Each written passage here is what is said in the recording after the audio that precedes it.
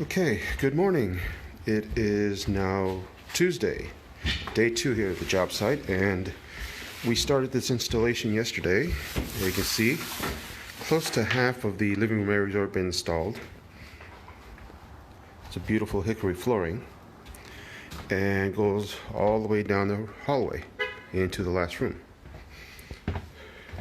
This room won't take very long to finish today. And they should also be able to take care at the rate they're going, especially take care of this room here as well. If not, start the other ones, which are back here.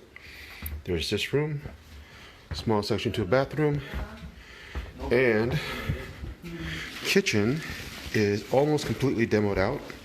All the old tile has been removed, almost all of it. We still got a little bit more to go where these appliances are at.